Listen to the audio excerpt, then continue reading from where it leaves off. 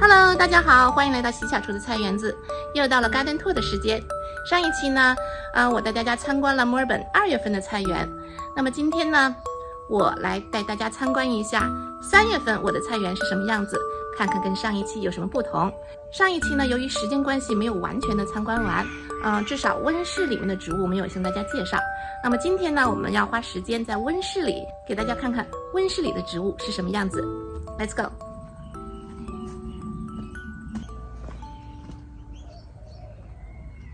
我们现在看到了温室旁边的这个小菜床呢，种了一些瓜，这个是黄瓜，金颜4号。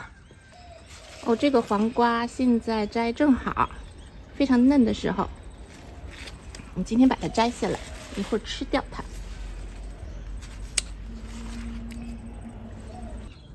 扎手。隔壁的这一颗瓜就更多啦。No。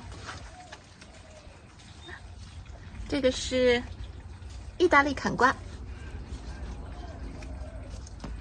这么长也可以吃了。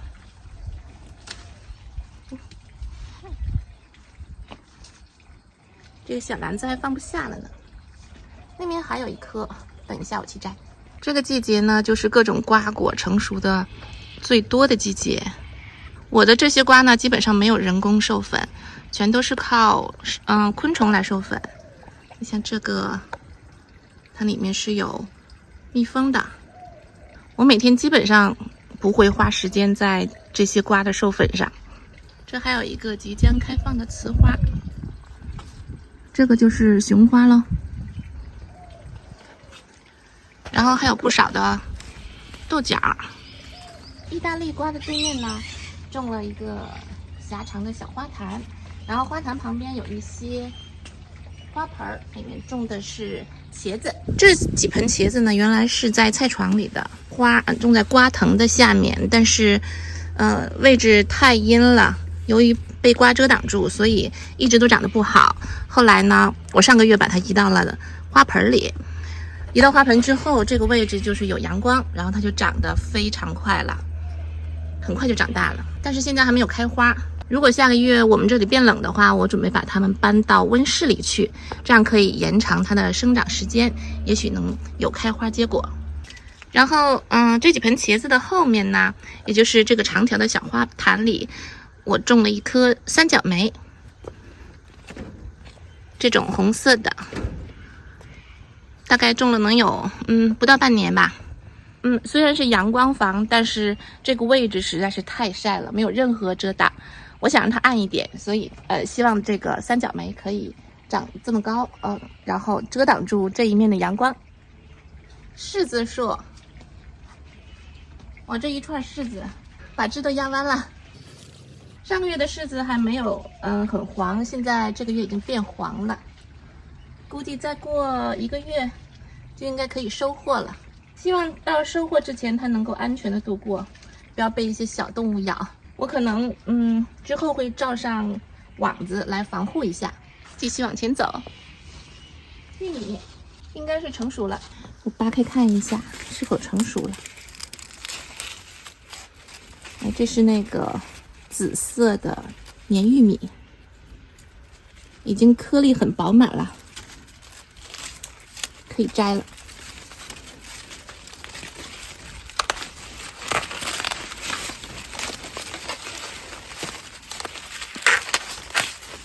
我觉得这个品种还不错啊，可以一颗玉米上长2根穗儿，这底还有一颗小的。但是如果我不摘上面这颗大的，可能这个小的就长不起来，所以我先摘一个。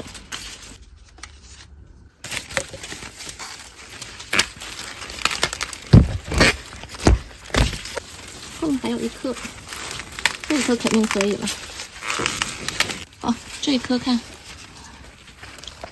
再往前走呢，就到了我的这块韭菜地。这个韭菜地在夏天基本上是2到3个星期就可以嘎一茬了哈，时间长不嘎它就开花了。我的韭菜其实这个花是属于韭黄，是可以吃的。在嫩的时候，这个花骨朵刚刚出现花骨朵没有打开之前是很嫩的，可以炒韭黄吃。那么如果像这种已经开放了，这种呢就很硬了，就不太容易咬了。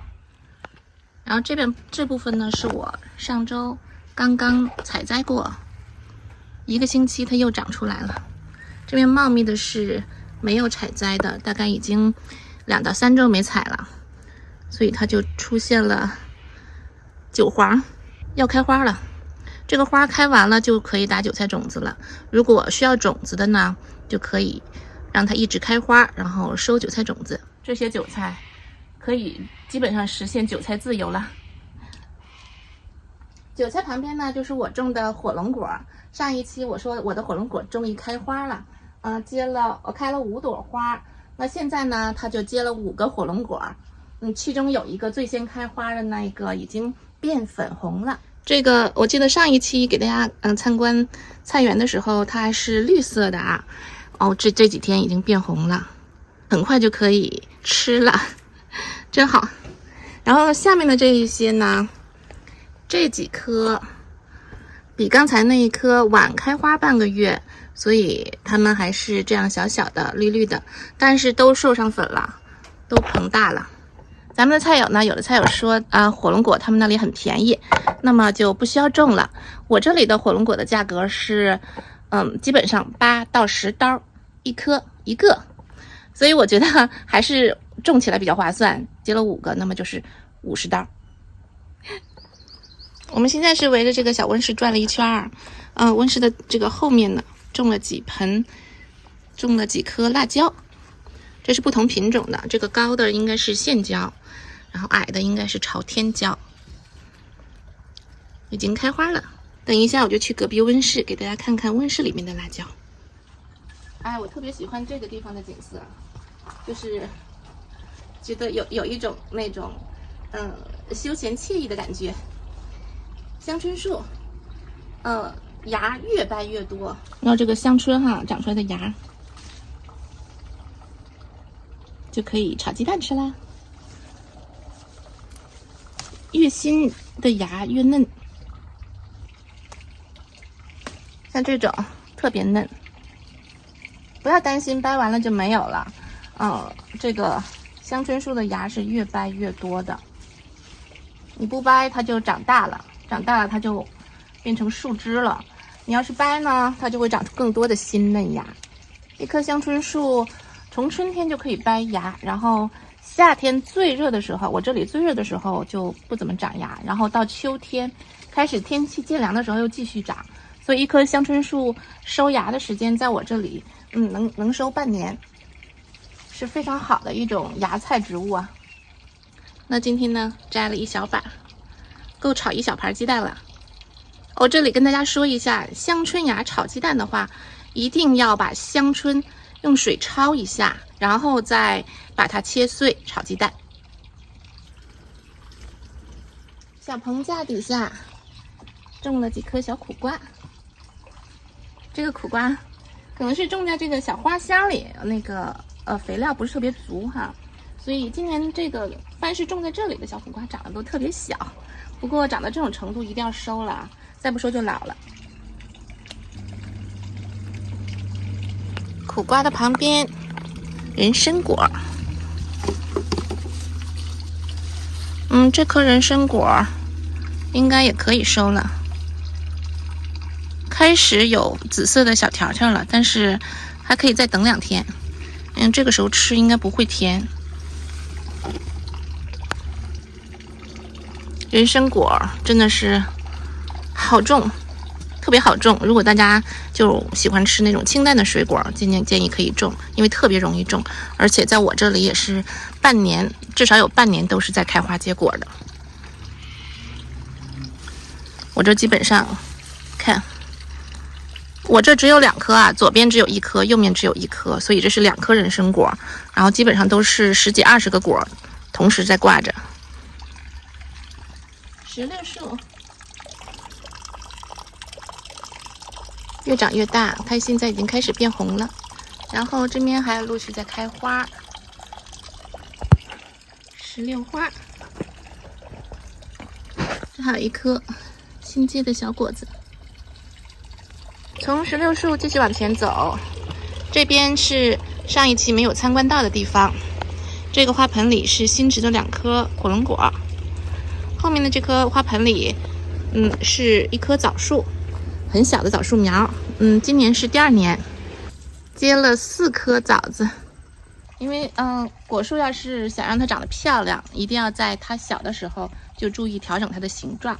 所以但凡从底下长出来的枝杈呢，都被我剪掉了，然后只留在上面这部分。但是这棵树呢，是由于是买的那种嫁接好的嫁接苗，它从这个位置直接发出来2颗杈，我就立了2个这种杆子，把它绑上了，希望它2个都要往上长，然后上面长出伞形的那种状态。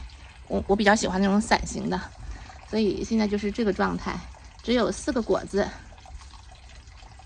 好可爱呀！这个品种是李枣。枣树的后面，再往前走的这个菜床呢，就是之前因为阳光不好，所以这个地方我种了一些耐阴的蔬菜，就是姜，下面是香菜、葱，然后后面的这个架子上种了一些豆角，这豆角也结了。爬藤的豆角，豆角是需要阳光的，然后这个位置下面的阳光不好，但是上面的藤上的阳光是非常好的，大油豆角。那么接下来呢，我要带大家进入到上次拍garden tour的时候没有参观到的环节，就是这个小温室的植物。我这个温室啊，说实话，夏天不适宜种菜，因为它实在是光照太强了，4面都没有遮挡，然后我也没有控温的设备，所以就是一个大蒸笼。但是我身后的这几棵植物，那简直是不管多高的温度都可以耐。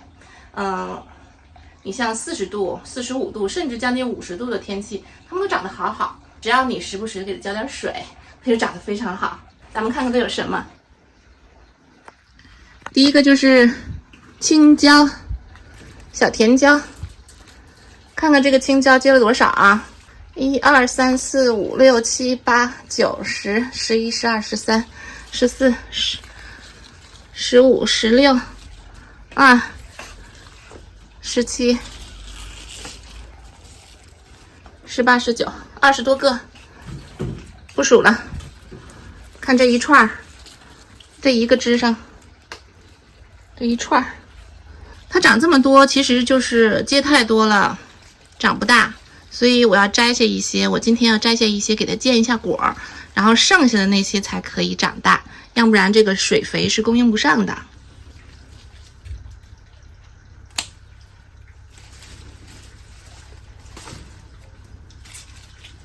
你看这个，这边有一个很小的就变黄了，说明它已经成熟了。虽然小，它已经成熟了，所以要见果，把一些大的剪掉。然后剩下那些小的才会继续长。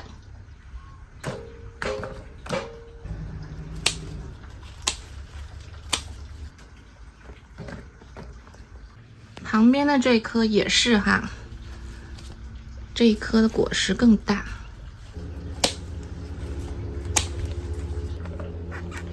好了，现在这些不然吃不了了，下顿再摘。今天要着重给大家介绍一个水果啊。这个看出来了吧？菠萝，